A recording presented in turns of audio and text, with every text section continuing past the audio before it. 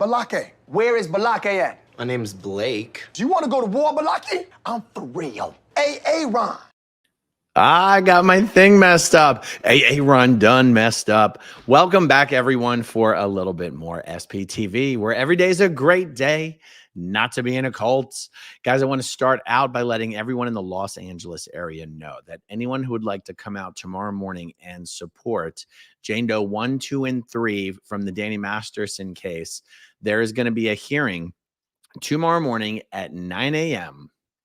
Downtown LA, Stanley Mosque Superior Courthouse, Department 51, Judge Kalra. This hearing is going to be, this is the latest update in the lawsuit that was brought by Jane Doe 1, 2, and 3, Jane Doe 3's husband, Cedric Bixler Zavala, and another one of Danny Masterson's victims who did not testify in one of the trials and isn't a Jane Doe, doesn't use the Jane Doe moniker, but her name is Babette Reales.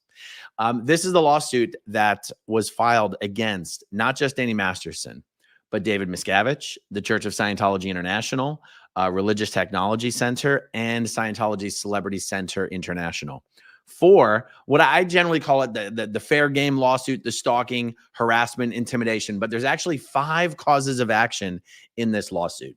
The first cause of action is stalking. Second cause of action is physical invasion of privacy. The third is constructive invasion of privacy. The fourth is intentional infliction of emotional distress. And the fifth is loss of consortium, is how I believe that is pronounced. Okay, so as Scientology does with most of lawsuits against it, they try to get it thrown out using an anti-slap motion.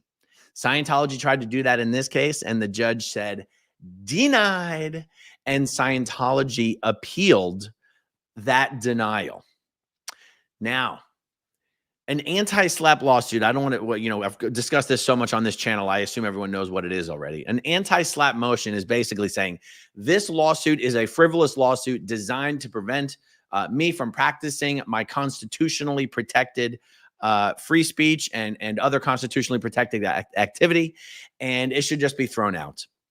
Now, Scientology, when it filed its anti-slap motion against this lawsuit, it didn't say that every single one of the causes of action was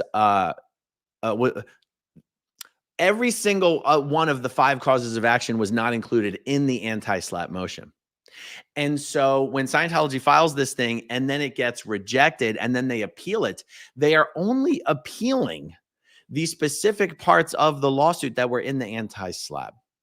And what happened is normally the case would be stayed pending appeal. And that is exactly what happened. The judge said this case is going to be stayed pending this appeal.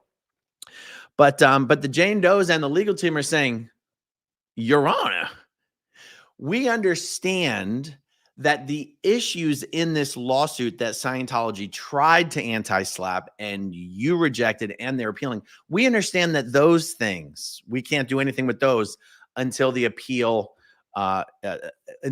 process has run its course.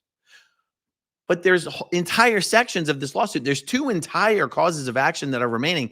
And we would like to move forward with discovery and depositions on the causes of action that were not involved in the anti-slap motions.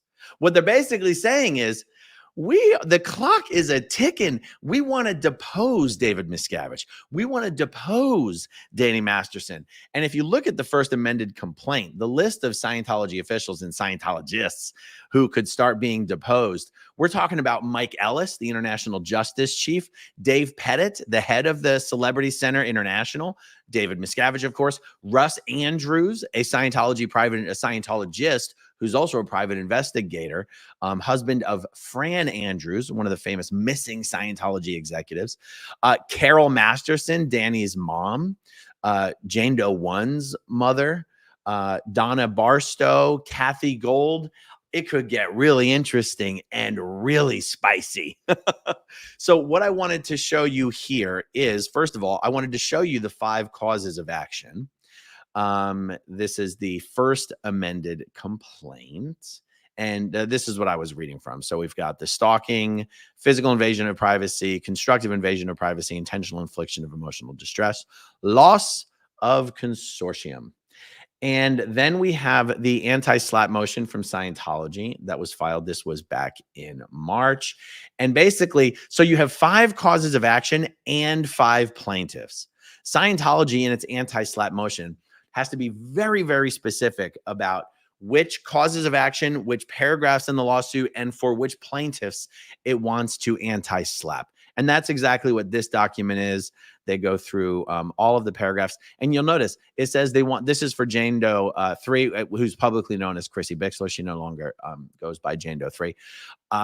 They want the entire first cause of action thrown out, and they possibly want the 4th and 5th causes of action thrown out based on the paragraphs that they have requested to be struck. And that is the exact same pattern that you see repeating for all of the other requests. They want a whole bunch of paragraphs stricken. They want the first cause of action thrown out. And depending on how the judges rules on the paragraphs, they want the 4th and 5th cause of action thrown out. Well, guys, that means that what is left, just go back to this document here. That means the discovery and depositions could move forward on number 2 and number 3, physical invasion of privacy, constructive invasion of privacy. And also, I would have to double check the actual appeal that has been filed by Scientology, because I believe in the judge's ruling when she threw out their anti-SLAPP motion, she actually called them out for having misfiled their anti-SLAPP. And I might be misremembering this, but I think they might have totally screwed the pooch on the request for the 4th and 5th cause of action. But that might be all wrapped up in the appeal. Okay, the next thing that I wanted to share with you is that one of the basis for the request, that they're basically asking the judge, can you reconsider? You put the entire case on a stay, and we never really had an opportunity to argue for why we should be able to move forward with depositions and discovery in a limited sense. And I just wanted to show you their filing on that, just to be thorough here. This is the plaintiff's notice of motion and motion for reconsideration.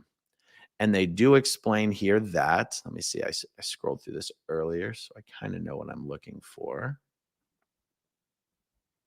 Let me back out a bit. Okay, I'm going to scroll down. Yep, the court imposed a stay on the case in its entirety. The defendant, that's Scientology, defendant's appeal is limited to the specific allegations and causes of action at issue in their anti-SLAPP motion.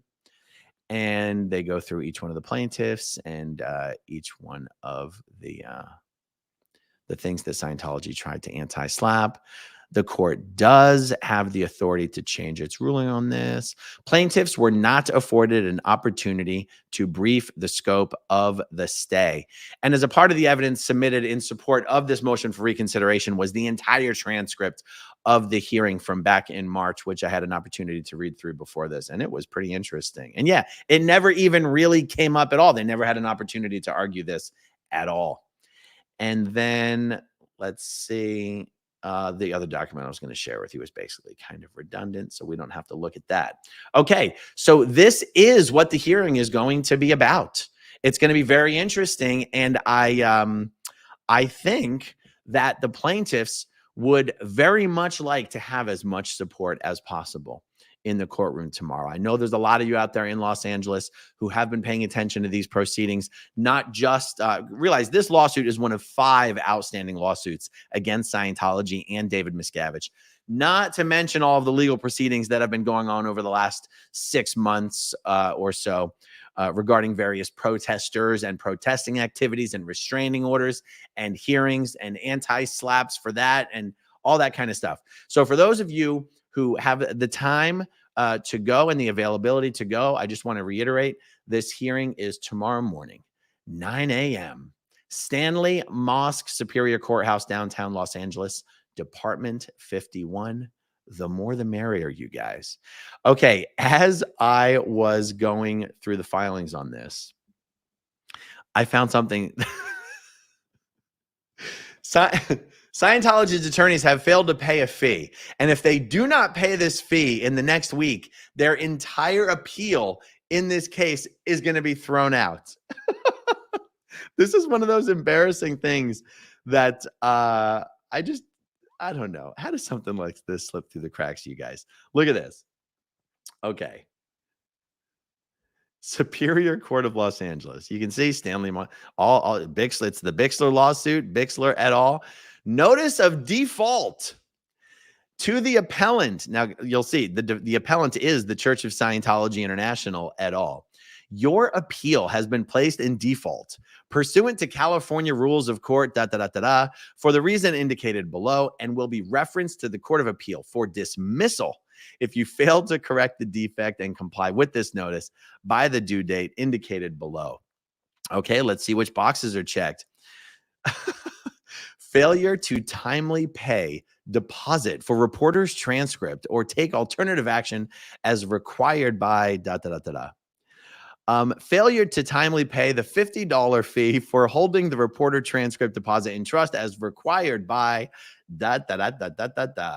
and the date that they have to fix this is September 6th. Now, at first I was a little worried, like, I don't know, could the entire appeal really be delayed by something as small as like $50 or $100 or $150? The answer may be yes. And I was like, am I letting the cat out of the bag if I, mention that in the video?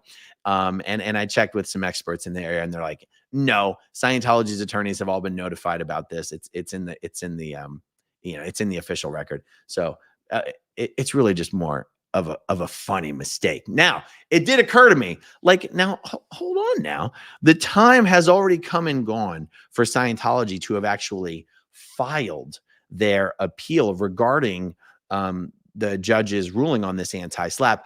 Is there any way that they've decided not to move forward with that? Anyway, I checked the second district court website, and I actually found all the appeals have been filed and all the filing fees have been paid. So it just seems like this is a little bit of an oversight. I don't know, a funny oversight, if you ask me. Okay, let's see. I have the lovely Barb in the back office helping me star some comments here. Let me see what we got. Love Maddie says, was happy to hear from the Scientology up north that the Danish government is going to look into the Scientology organization there. It's not considered a religion there. Check her channel out for more. That's excellent. Thank you very much. Fat Grammy says, loss of consortium is a legal term that describes the loss of love and companionship. It can also refer to relations between spouses or partners. Yes, I did look up the definition of the phrase earlier. I just wasn't totally sure. Was it consortium? Is it consortium? It's probably both. Okay, Capricious Caroline. Oh, yeah, that's totally separate subject. I'll do a video about that later. All right, guys, just a short one on this. It's already 6:15. I'm getting a late start to the day, but as far as videos go, but there are two more that I want to do. So stick around, and hopefully I'll get around to those, guys. Thanks for hanging out with me. Thank you to everyone who watches until the very end, and I'll talk to you soon. Okay, if you want to see my rock and roll songs, click right on this guitar. And if you want to see a different one of my videos,